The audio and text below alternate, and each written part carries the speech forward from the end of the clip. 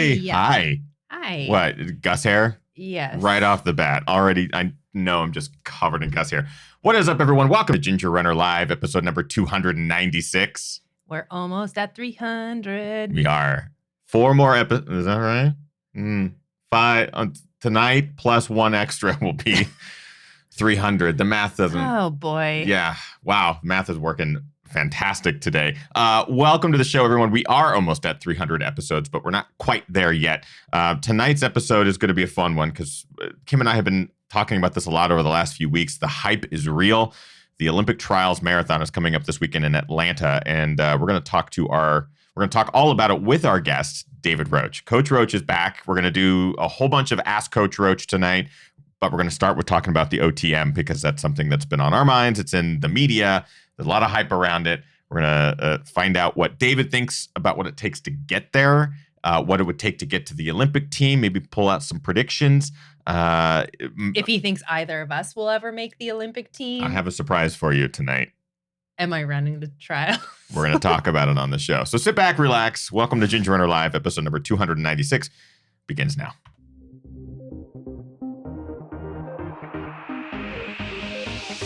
Ginger Runner.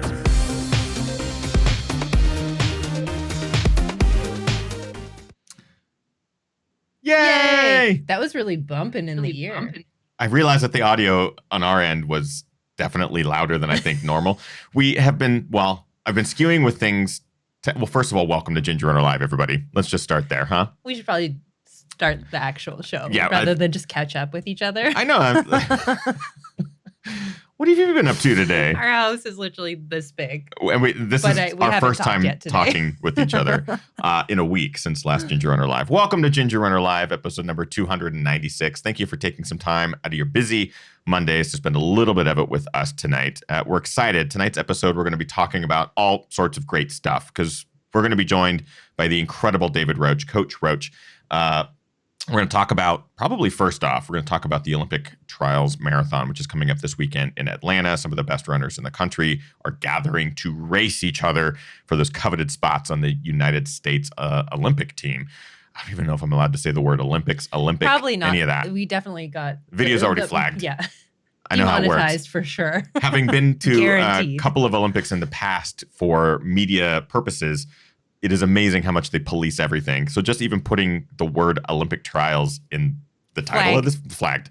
I know it. But we're going to talk to David Roche about what it's going to take to get to the trials, to perform at the trials, and get to the Olympics.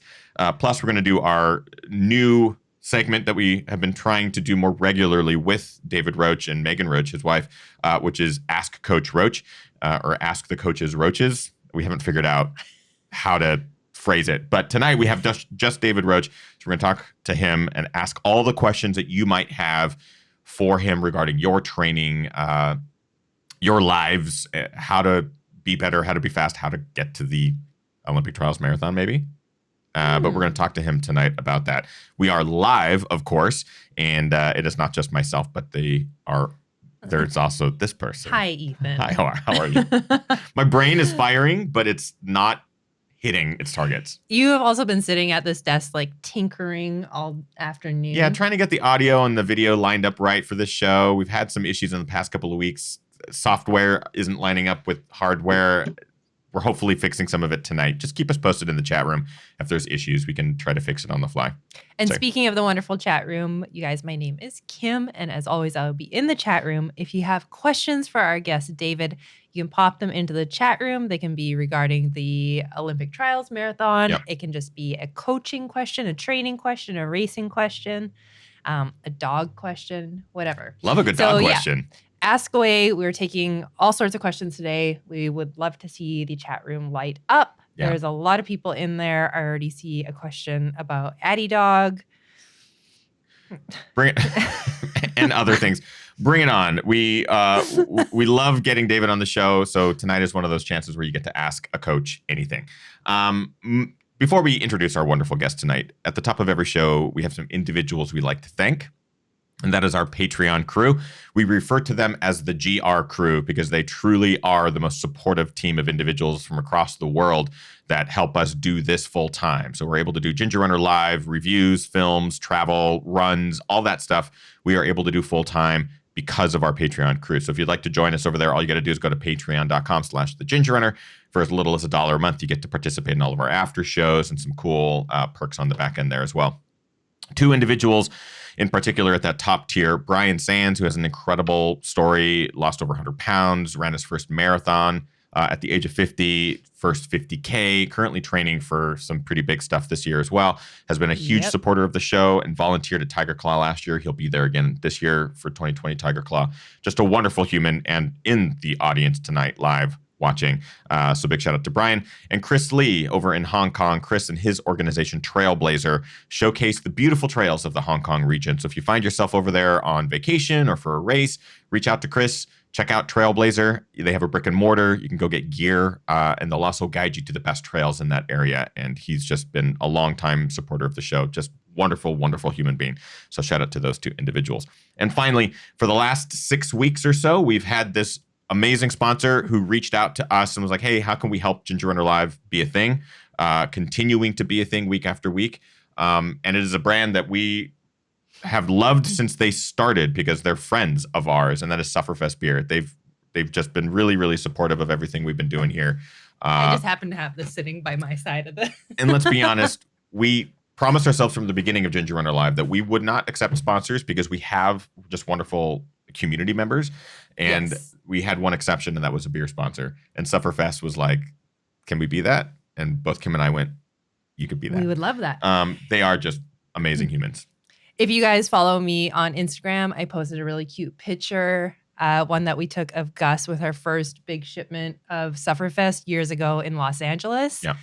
So I posted a picture of him with a big stack of beer from 2017. And I also took a picture of him today with a big stack of beer. And he looks just as handsome today as he did. A little less jaw, but a lot more tongue. A few little gray hairs. A little bit of gray hair around the eyes, but yeah, we've been friends with Sufferfest for a long time, and I was kind of going back through the history a little bit, and I found a photo of us running with the female founders there, and that was back in 2016. 2016 at Griffith Park, right? Griffith Park, yes. That was a really cool. It's a small brand started by athletes, made beer for athletes. It's pretty cool.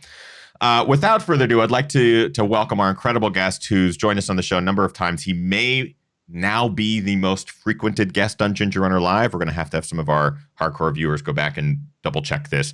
I don't know what appearance this is for him on our show, but I imagine it's at least 100. At least 100 of these episodes have included our guest, David Roche. So without further ado, I would like to welcome to the live show, David Roche. Yay! Thanks so much for having me on. For those that don't, this is Gus with, I don't know if you can see that, but it's worth it. Follow Kim if you don't on Strava. As you were talking, you're like, software doesn't line up with hardware. I was like, that needs to be my about me below every trail runner article I write. It's like a perfect example. And I don't actually know if what I'm hearing and lining up with David is in line. So if you are watching live, I apologize. The audio seems a little bit off on my end, but that's okay. The audio is clear. And that's all that we really care about because it's for the podcast. Yeah, hardware and software just hasn't been lining up. Did you say that's the title for your new book? I was going to say the biography beneath my trail runner articles, but possibly a book too. I feel like it's profound enough and true enough to be that. Perfect. It is so amazing to have you on the show again. The Olympic Trials Marathon, obviously, huge occasion. It's a big weekend. You have been a coach for some of the best athletes in the world. Do you have athletes that are going to be competing this weekend? Yes. So for men, Zach Ornelas. So they're all trail runners. So it's people doing it on the side for the most part. But for men, Zach Ornelas, who's done a number of amazing things, won a few national championships, been U.S. mountain running team a couple times, and then at CIM in 2018. Ran a 2:17 marathon. So he's a very busy teacher, and he's been doing what we've call the Couch to Marathon program due to some Achilles tendonitis, but he's really knocked out some great workouts and is ready to go as soon as he grades 150 essays that he has to do this week. And then for women, Ashley Brasovin, who's an absolute rock star of a human.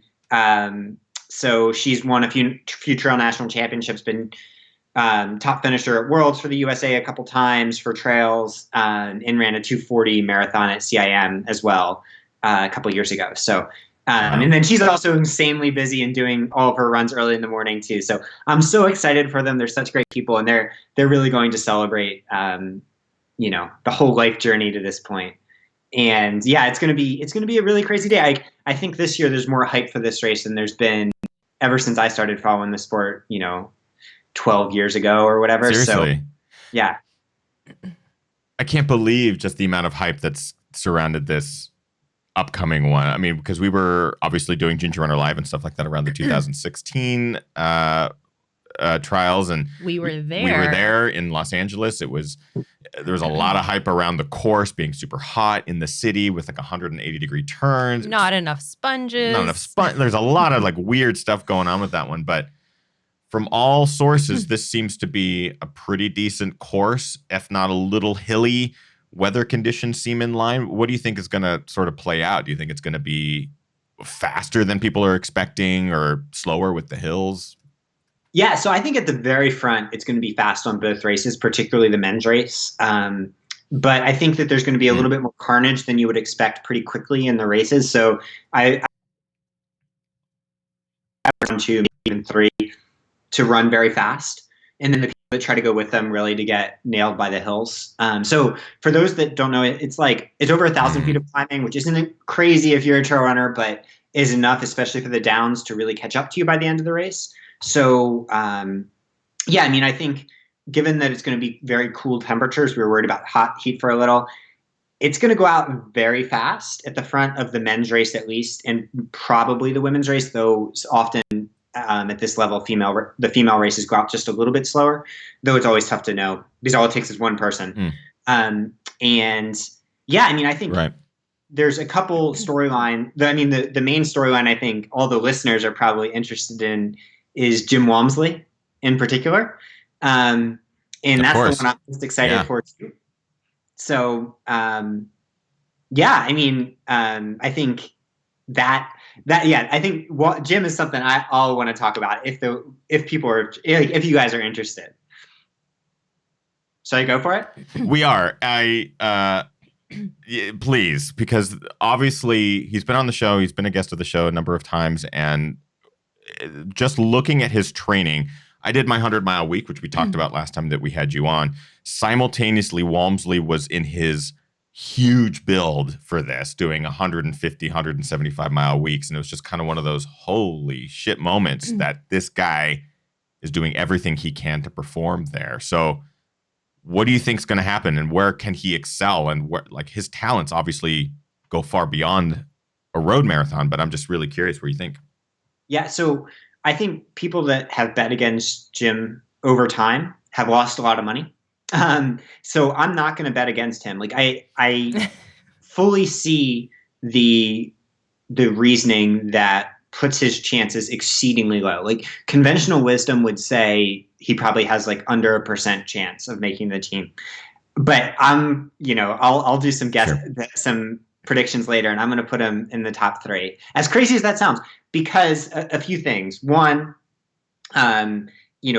he's never run a road marathon, and he gets stronger as the distance goes longer. And his training is unorthodox for US based runners for the most part. If you're looking at training frameworks, you might say that this is more almost Japanese. This is often how Japanese runners train: high volume of tempo runs. So if you followed his training, he's done a number of 25 to 30 mile runs at 5:30 pace, which isn't as fast as he'll need to go on race day, but it's 90 to 95% of marathon effort, and the type of thing that it definitely, gives you some toughness points. That's for sure. So I'm really curious to see how the race plays out. I think if it doesn't go out too fast, in particular, Jim might, be able to really take the race by the horns late in it. Maybe not win because Rupp's in the race and Rupp is on another level, but really compete. So I'm going on the record right now to say I'm going to put what little chips I have on the Jim Walmsley space and, hope he carries the torch for trail runners. No doubt. I want chips. Now I want chips. It's been so fun to follow him training and just like do what we all want him to do, right? Like we all want him to be this trail runner that sort of breaks through and gets to that next level. And just looking at his training, it's like, oh shit, like he could be that one that does transcend trail and ultra mountain running and gets to this sort of stage. It feels like collectively trail runners are just like super eager to see what's going to happen out there and like really rooting for Jim. And 100-foot hill, road runners are probably, I remember when I ran road marathons that had, 1,000 or 1,500 feet of gain. And it's like, that's a lot of gain for a road marathon.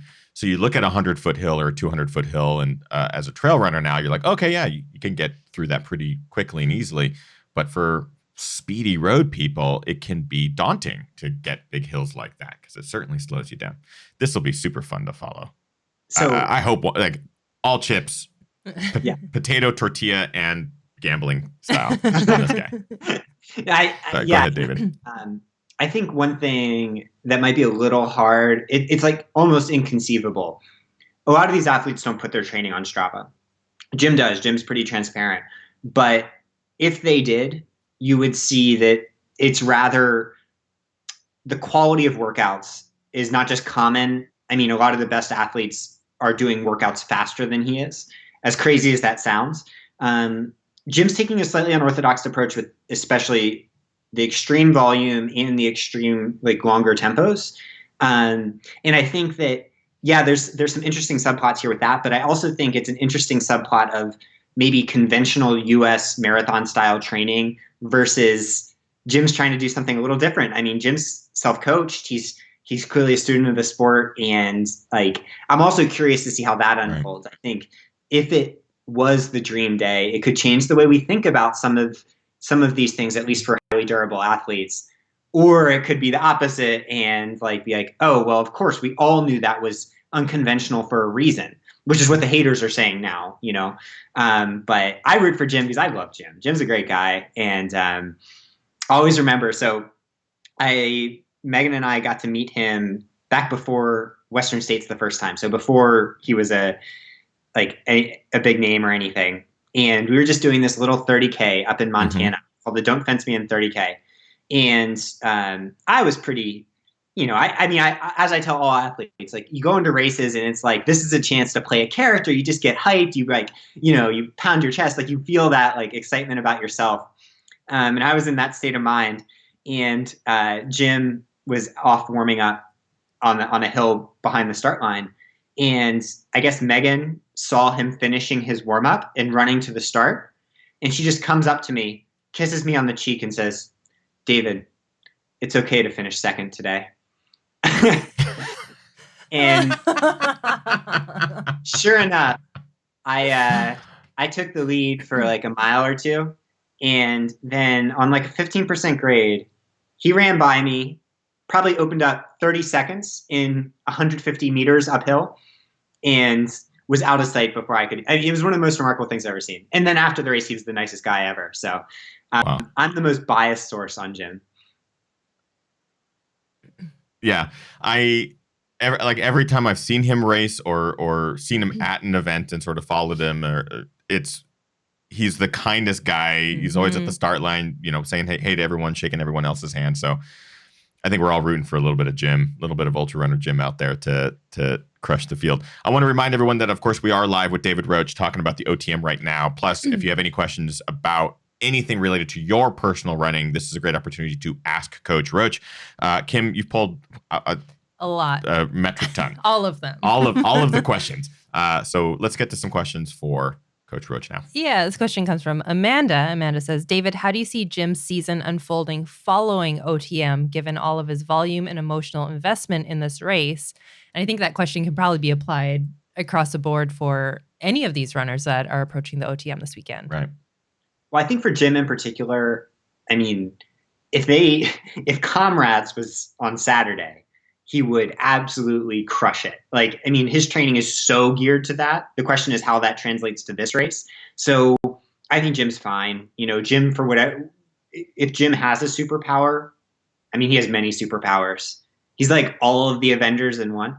But it is like the main one might be just being able to absorb this quantity of work. Like a lot of people would want to do this if they could.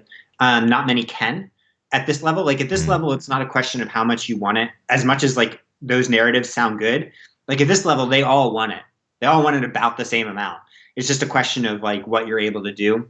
And so I think he's going to be fine. I think he'll rest and probably set a course record at Comrades, which might be even more controversial for other people. But that's how much I believe in Jim. I think for everyone else, like, you know, years of emotional investment went into this, and it's a very interesting process because there are, you know, let's say there's 15 runners on both sides that realistically are dreaming of the Olympics, and maybe 40 runners on both sides or 50 runners on both sides that have that like slight dream of it, like if a perfect day happens. But like only 3 spots, and you know, and then you go down to like who finishes 500th in the women's race, and you're like, well, what is that person thinking in this? So I mean, I think that's always what I'm most interested in as like a coach and follower of the sport is don't tell me how you feel after the race. Tell me how you feel the day after the race, you know, the day after the race, not like a minute after the race. Right. I think that we can all apply that to our own running. I'll let you keep going. There's lots of really great questions. And I think maybe before we move on to just general training questions, and stop me if I missed this because I've been kind of down in my desk here. Did we talk about women's predictions? No. Okay. Maybe we can get into that first because a lot of these questions are just generalized training questions. Perfect transition. Yeah, because I just want to make sure I didn't miss it. I feel like I've been trying to. Go ahead, David. Yep, all you. I'm going to just like finish up the men's side and women's side real quick. So I think Galen Rupp is the main guy in this race.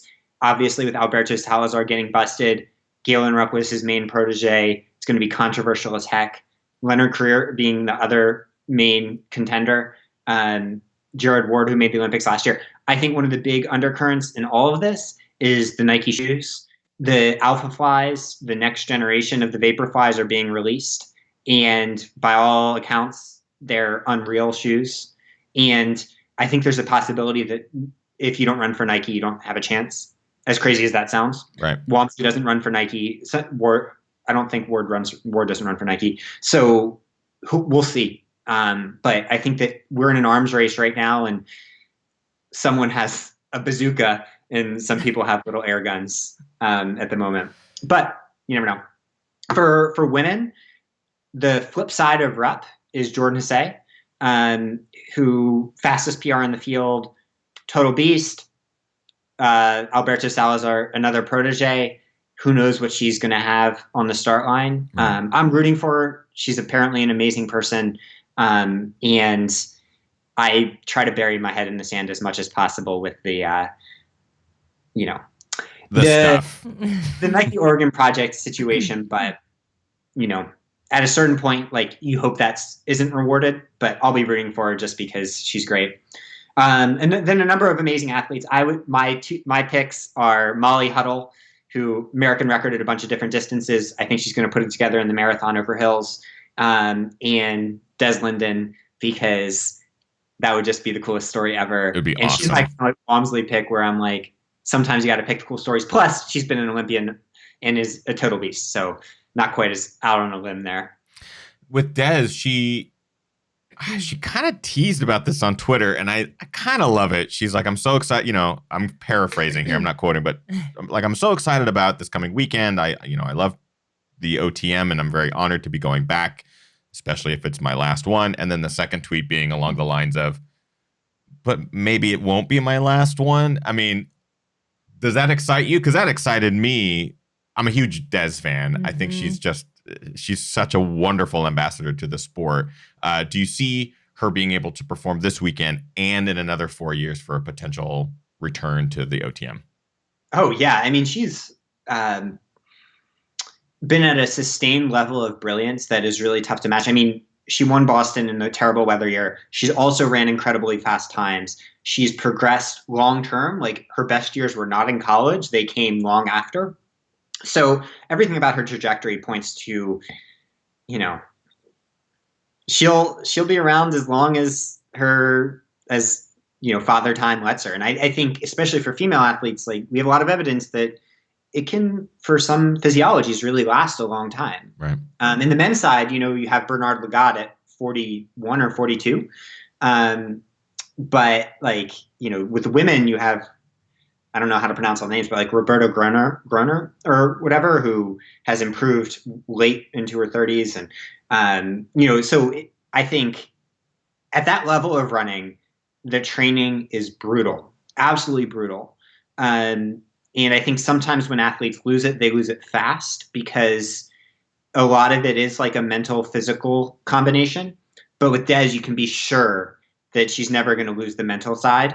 So, she's so tough and she's so talented that, like, I think she'll leave when she's ready to leave, rather than like having the decision made for her. For those of us who are going to be watching this unfold this weekend, not in person, we won't have the benefit of being there in person.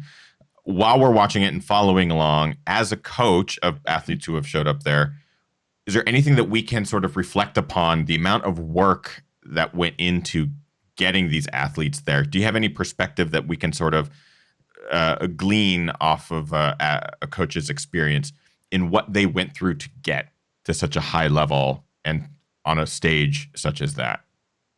So that's a great question. I think that the main thing to realize is that sometimes, especially like in these types of races, the people can seem superhuman.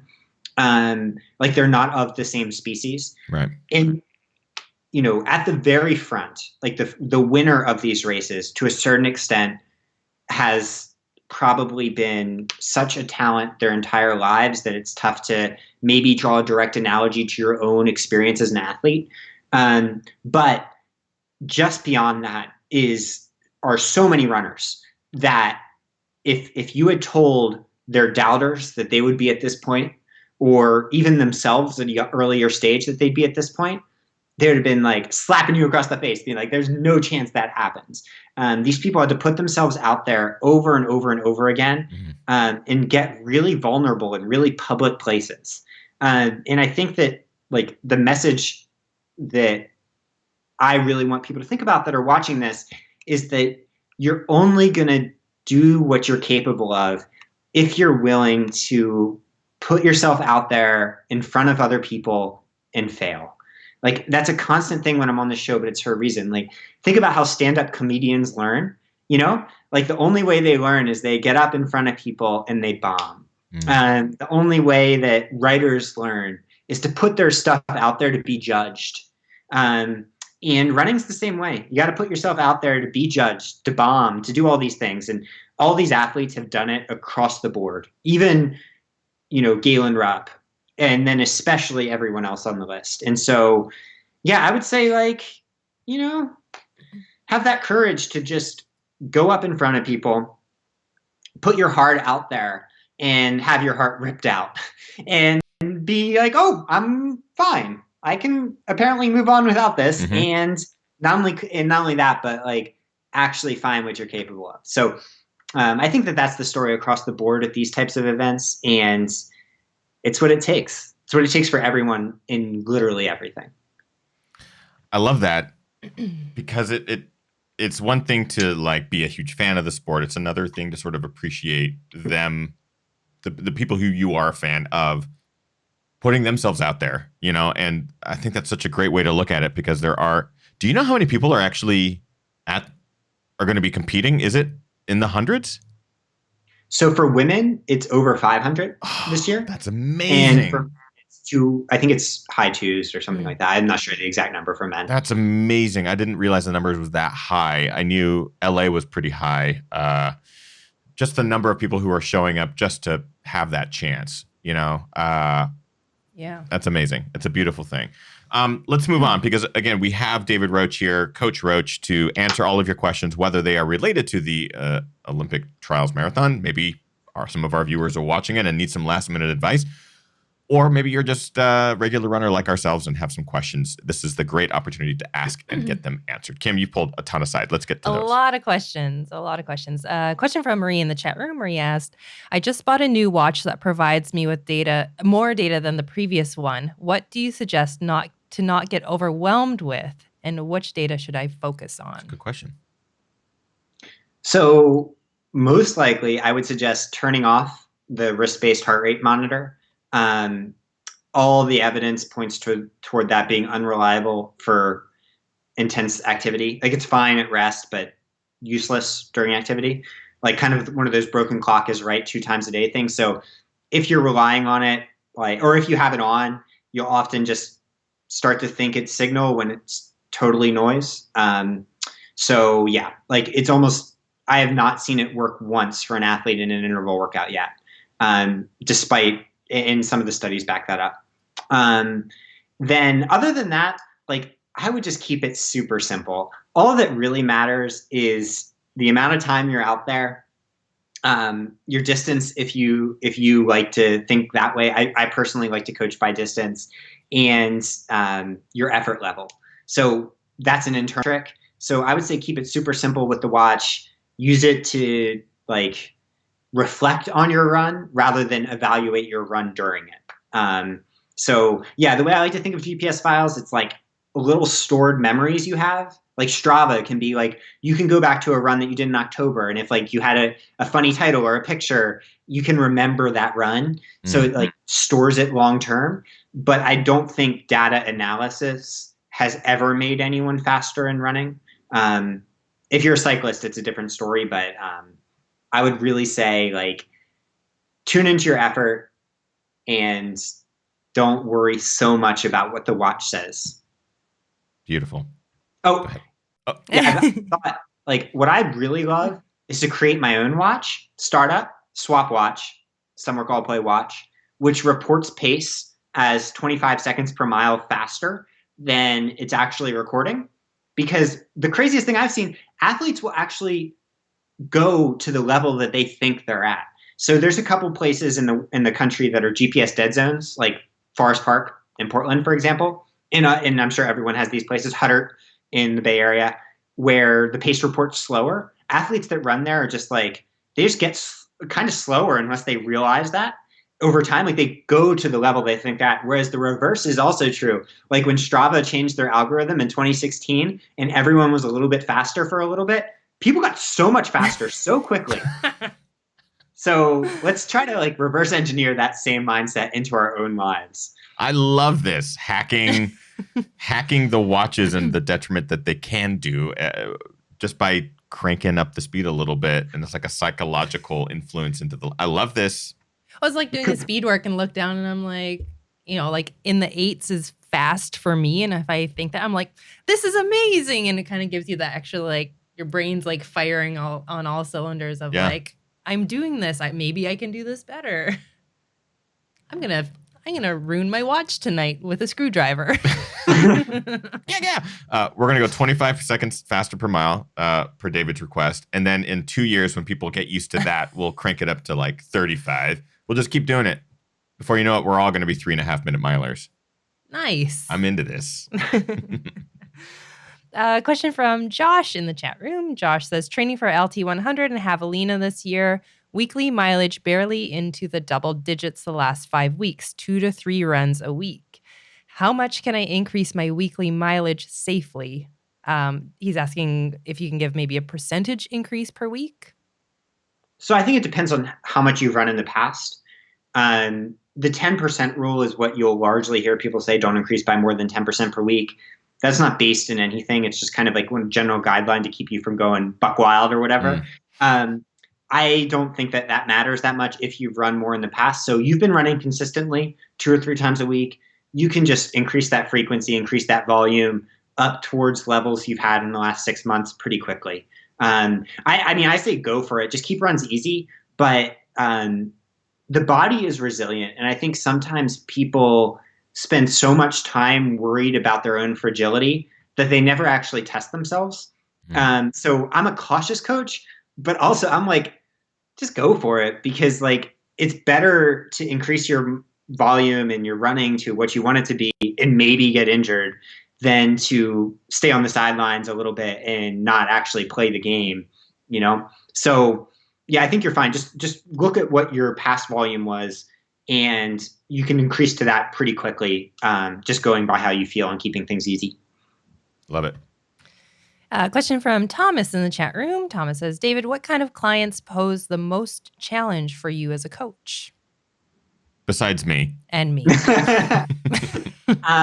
So Megan and I talk about this a lot, that, and I think like coaching theory, leadership theory is coming around to this a little bit, with some recent papers, that belief is not something that's earned. It's something that is like a baseline, part of a relationship.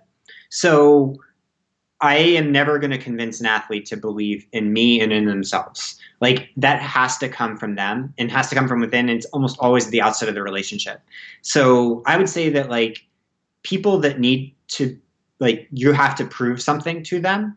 One, I don't think my style of positive reinforcement works in that setting very well.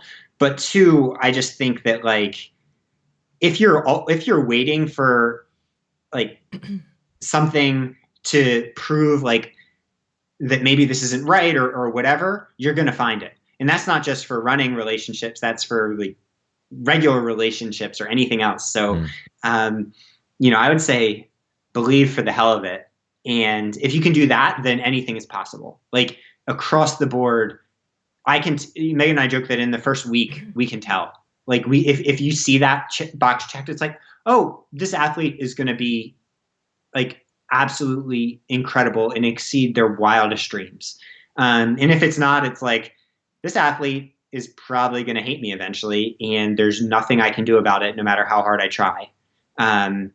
So yeah, I would say like try to, be skeptical, like really invest yourself in things. But when you can, giving your whole self to something also means taking that courageous leap of belief, because that comes from a place of faith more than a place of like hard data.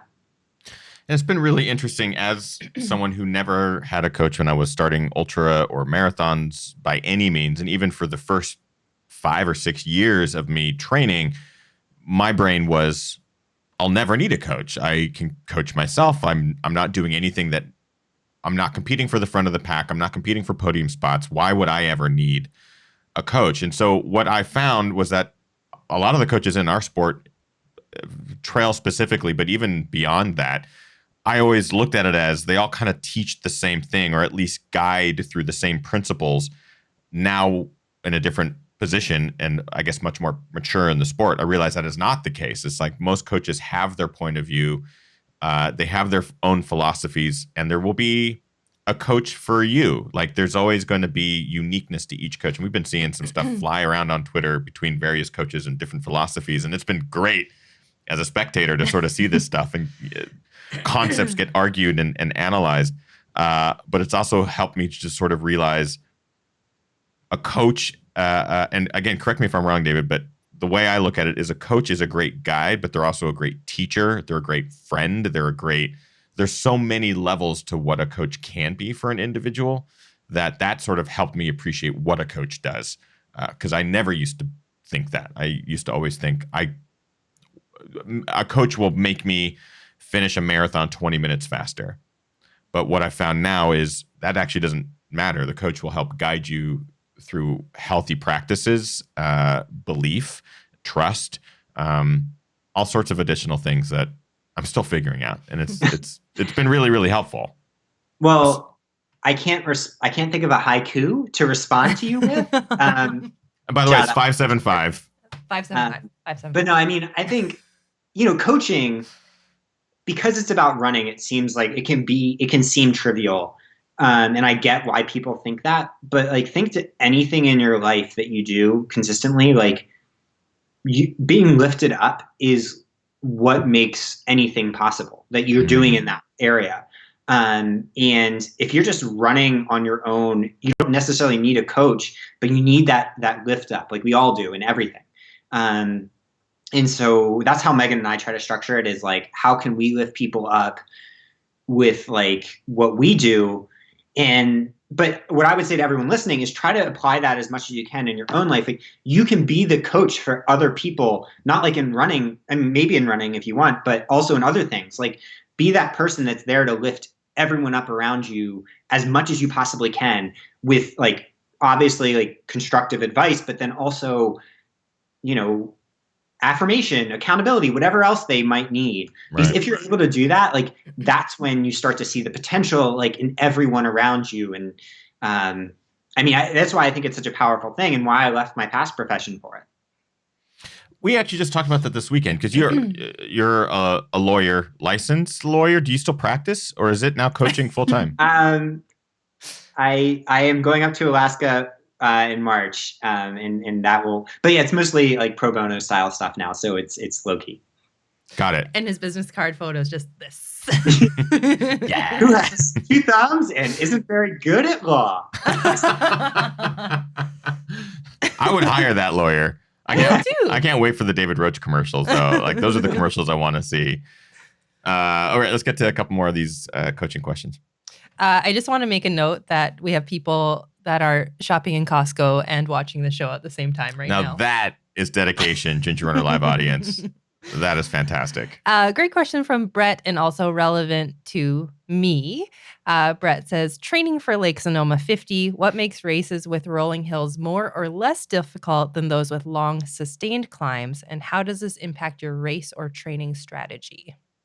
Amazing question. So Lake Sonoma, our athletes have had a lot of success over the years, focused primarily on downhill strength. So Lake Sonoma, as crazy as it is, go back and watch the last aspect which we did, because we went in downhills in particular on like training philosophy, and I don't want to like bore people that were there and heard it last time, but those steep, punchy hills primarily get you with the persistent downhills. It is 10,000 feet of downhill on your legs. And what people think is endurance fatigue is like muscular endurance fatigue is often just, from the eccentric contractions of the downs. So on your long runs from here on out, I would just really focus on run your downs with purpose. Get really used to going faster than your 50-mile effort on the downs on your weekend runs. And if you're able to do that, combined with like well-balanced training, you can absolutely rock Lake Sonoma. And Lake Sonoma Run Well is one of the coolest and best races in the entire world. Like, it's so beautiful and so good. But to access that beauty and amazing feelings, you need to be really confident of letting go of the brakes and letting your body move on downhills. That's why I try and drop the dudes on every downhill every week. You should have seen Kim this weekend running some of the downhills on our local Tiger Mountain, where we host Tiger Claw, the shirt that David's wearing there. It's got some really fun, long, steep downhills. Kim was dropping the dudes the entire time. It was awesome. It's my only chance to do that. You're like, the uphills. And we get to the top and like, wait, where's Kim? Oh, she's a half mile downhill already. She's barnstorming it. Question from Brett. Brett says, do you believe one's past, besides running, can help their overall base towards ultras? Yes, most definitely. I think I get what Brett's getting at there. I think, okay, so this also goes to the marathon or anything where you're pushing into like the depths of an unknown place. At some point in all of these longer events, the complete feeling of like every neuron in your brain is telling you to stop, or whatever. And what overrides that? I think that there's a few things that can override that. Like, one, you can like do visualization and sports psychology techniques. 2, you can have like maybe demons, you would call it. Like, there's a reason that you see a lot of that in ultra running. Like, it is an analogous process. Or, and this is what I really prefer, it comes from a place of love and self-acceptance, where you know that this is why you're here, and that through this you gain strength and power over your experience. And it's not a verdict on yourself. So what I see a lot of is athletes that start at a place of their past, like maybe hard experiences in their past leading them to ultras. And what I really want to do over time is try to swerve that a little bit from, okay, we have this and this gives us strength, but combined with this, we can start to bring in this place of like, okay, I know that I'm enough. Can I still do these amazing things? And when you find out that the answer is not just yes, it is yes, like sustainably and faster, then it also gives you a little bit of power over some of those things in your past, particularly when combined with therapy. So, I think ultras or running in general only has meaning if you view it as a metaphor for life generally. Otherwise, it's kind of like, why? And so as a metaphor, the coolest part is like you get to go into these unknown places. You get to make yourself vulnerable. So if you can do that and try to frame it in a positive light, not only do I think it will lead to better performance, I think that it's a great means towards loving yourself. I love it. Let's get to maybe one or two more, and then we'll move into the after show with David. Oh, we're already approaching 7:00. Can you believe it? Wow. This is a really interesting question and something I have thought about before. Also, a question comes from Matt Hill. Matt says, how much does occupation play into David's coaching strategy? I'm a laborer on a farm and usually on my feet for 6 to 10 hours a day. Well, you're probably ultra ready without even running. I think that plays a huge role, like stress in general. So all stress is stress. So stress could be that, or it could be someone that never leaves their desk, but they're actually interesting. Like I was bagging on the wrist-based heart rate monitors earlier, but they are good during non-intervals, like rest and things like that. Someone on the team today gave me their data for a presentation that they did. Their heart rate was 110 sustained in the 30 minutes before the presentation, rose a little during the presentation, started to drop at the end. It's like, that's a workout. Like to think about what's happening on the cellular level to raise the heart rate that much without any physical exertion, like probably that's about as intense as like the hardest run you could do. So when you're starting to introduce physical labor to it, then it changes the game entirely. So what I would do for an athlete that does a physical labor job like 5 days a week is work on frequency. So you're running every day, but relatively short, and then emphasize specific stresses that are specific to the race itself. So yeah, we might not need to do as many weekly miles, but we still need to have the specific long runs and workouts that are will prepare them the most for the race. So we'll drop overall volume maybe a little bit, but then really focus on like an every other week long run that is trying to really rock the race mentality, or a workout once every 2 or 3 weeks that's kind of a super compensation stimulus where they're going really hard. So it's a great question, and I think it heavily depends on the type of, essentially how stressful is what you're doing. So like, farm work, if it's relaxed, might not be that bad, and if it's super intense, it could be pretty tough. Good question. Yeah, really great question. Mm-hmm. When I used to work in the medical industry, I used to track my steps because I was on my feet from anywhere from like 8 to maybe 10 hours a day, and I'd just be moving all day long. Yeah. I remember you being like, this is great ultra training. Like I'd come home from work exhausted. You'd be like, no, it's not. It's not running. I'm like, no, trust me. You're on your feet. You're on your feet. All day moving around that office. Like it adds up. It has to. Oh, yeah, for sure. This is a good question from Sarah. Sarah says, how would you adjust 100-mile training for the over 50 runner? So that's an amazing question, Sarah. And it gets to something that I kind of wanted to talk about in general for everyone listening. So if you listen to this long, here is your how to crush your ultras and especially your cutoffs, like no matter what your goals. So, the not so secret of ultras is that most people are hiking most of the ups. And the big thing with hiking is that it's a skill that can be developed very rapidly. So let's think about it intuitively here. When you're on, let's say, an 8% grade or 10% grade, and you're running, you're putting out a certain amount of power. When you're hiking that same grade, the output is far lower, and but it's very hard. If you look at heart rate graphs of the hiking versus running, you won't see too much of a variance. But that's a skill that's largely neuromuscular and can be adjusted very rapidly. So I had an athlete last year before Western States that did treadmill hiking to get practice. The first day at 4 miles an hour and 15% grade, this was an elite athlete, their heart rate was 160. After 3 sessions, their heart rate doing the same thing was like 130. And then they increased the pace. I mean, they got to the point that they could hike as fast as they could without their heart rate going above aerobic threshold. Then they went to crush Western States. And so that same principle can apply to everyone doing ultras or even shorter trail races. It's that hiking is a skill that can be developed, and you can be the best hiker in the field, even if you don't feel like you're very good at it right now. So focus on form, really start to like lean forward. You've seen the athletes do it, like get forward, use your hands.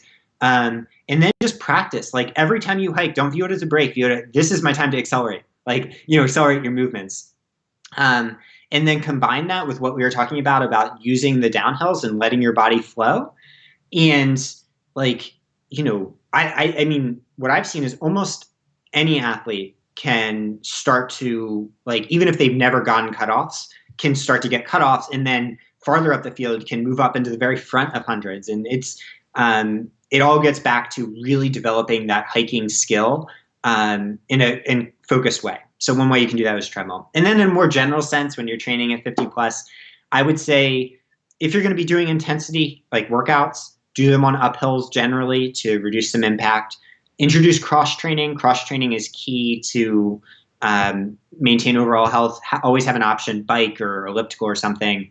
And then just overall listen to your body. Like, you're not just the younger version of yourself plus a few years. You're just a different athlete now, and that's great. It's a new adventure every single year. And so if you reframe it as this new adventure that I'm figuring out as I go and apply those principles, like, I mean, I think the cool thing about trail running, you can excel at this thing until your 80s and 90s. Like, there's people doing such incredible things, but you just need to be flexible and not judge versus maybe a past standard you have.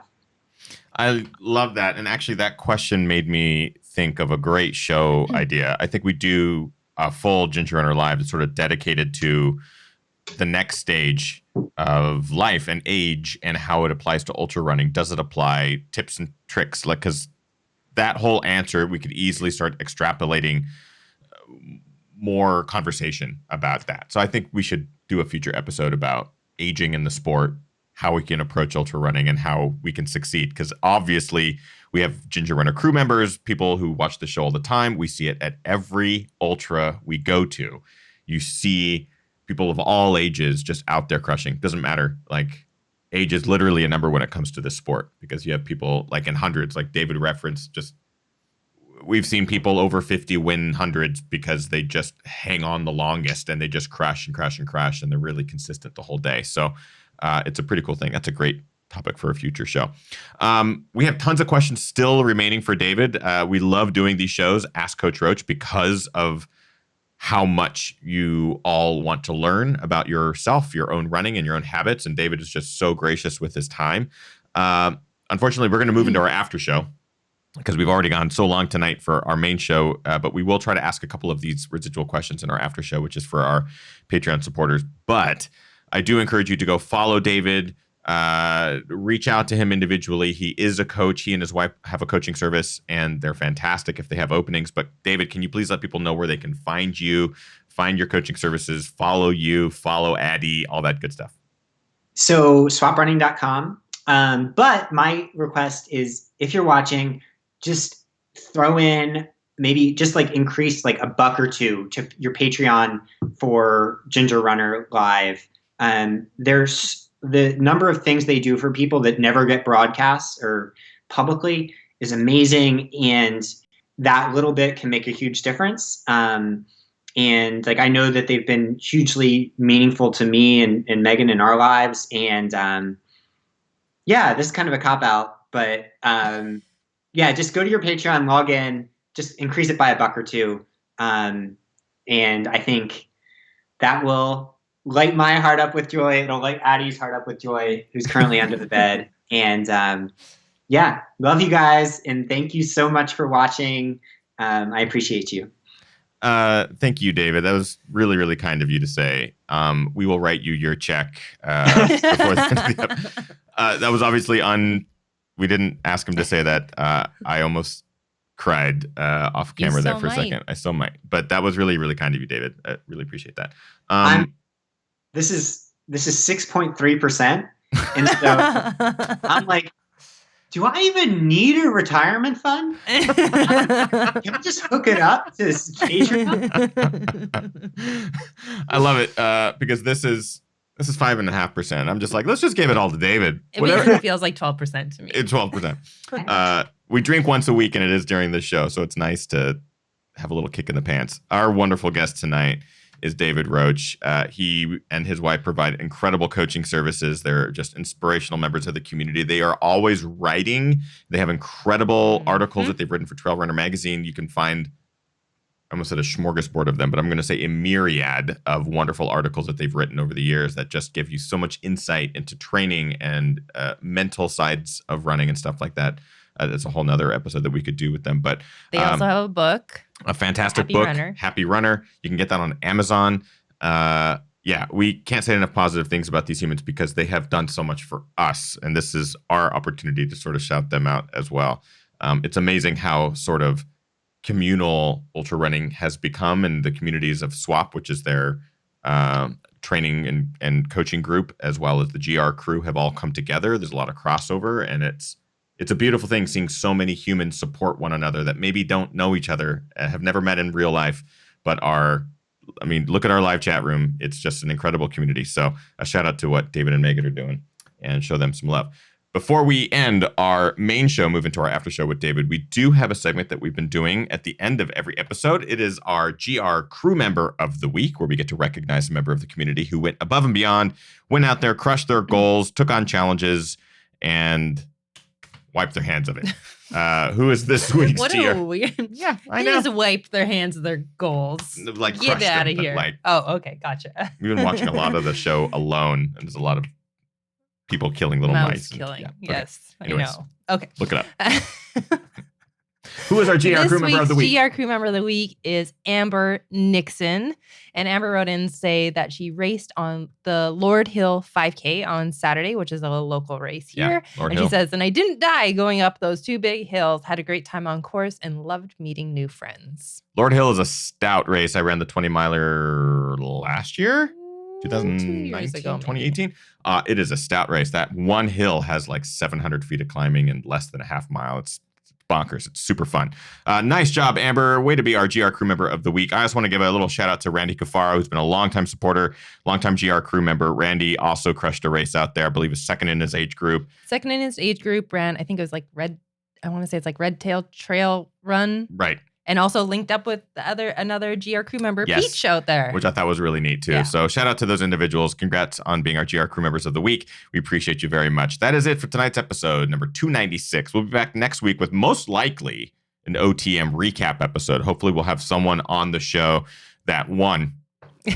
That's not going to happen. You heard it here first, guys. We'll have the male and female winner of the... Just stay on this channel until next week. I promise. Everything we just said was a lie. Everything we just said was a lie. We'll see you guys next week. Yeah, okay, great. We're going to move into the after show. If you'd like to join us, you can do so at patreon.com/thegingerrunner for as little as $1 on up. Cool perks. That's it. Thank you so much, everyone. Get out there, train hard, race harder, and part of the hardest. We'll see you next week. Bye-bye. Goodbye.